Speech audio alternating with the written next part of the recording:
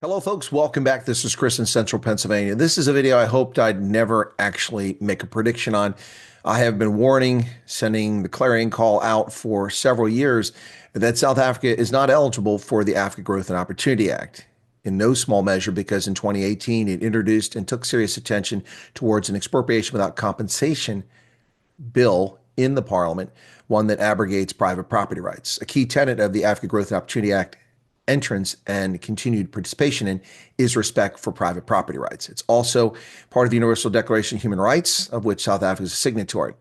Therefore, by introducing that in Parliament and now, years later, having enacted that as law, South Africa has made itself ineligible for the Africa Growth and Opportunity Act. There's no question about that.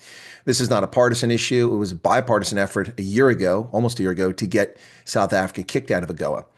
And that fell by the wayside because the Senate was controlled by the Democrats. Well, the House and Senate are now controlled by Republicans and the chief executive office of the White House.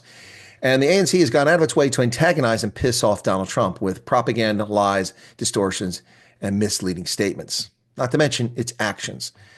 And they just don't get the message. Now, I guess I'm going to have to make a prediction. The Super Bowl is out of the way. Donald Trump, the first president in the history of the Super Bowl in 59 years or something like that, to ever go to Super Bowl. So he's gone to the Super Bowl. And the Eagles apparently crushed Kansas City Chiefs. So that's over.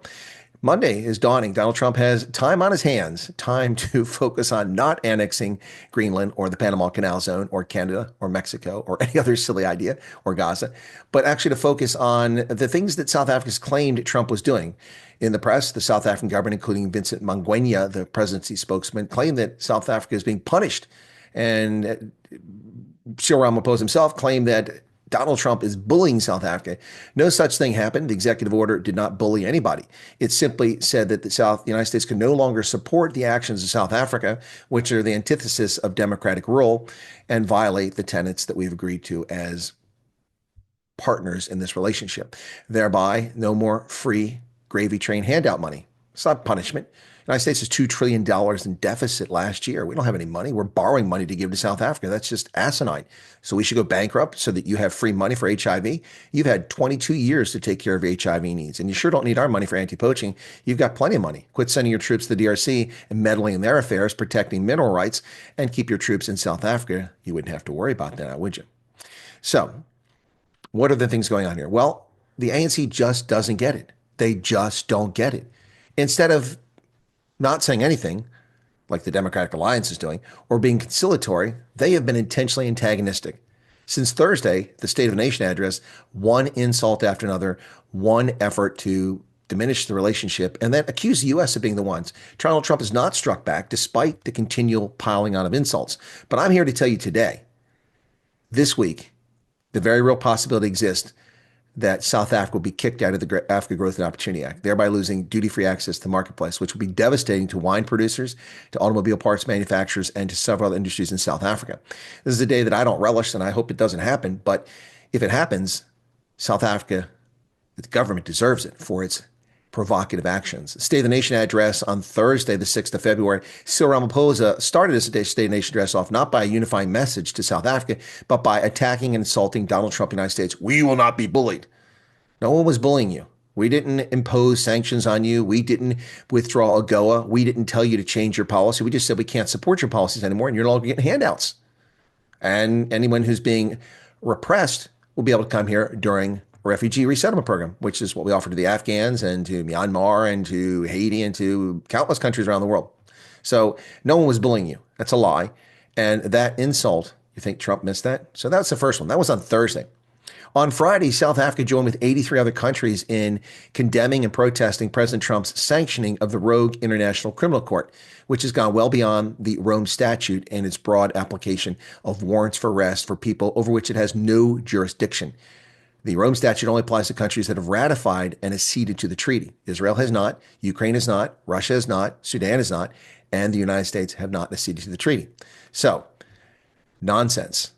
That was an insult to the United States. They just don't get it. Thursday, an insult. Friday, insult. Saturday, what does the ANC do? The ANC, through its willing surrogates in the legacy media like News 24, IOL, and Times Live, launched a disinformation campaign designed to mislead public opinion. That was on Saturday. Yeah. My goodness. And it just kept on going. On Sunday, the ANC lied to the media about the diplomatic relationship.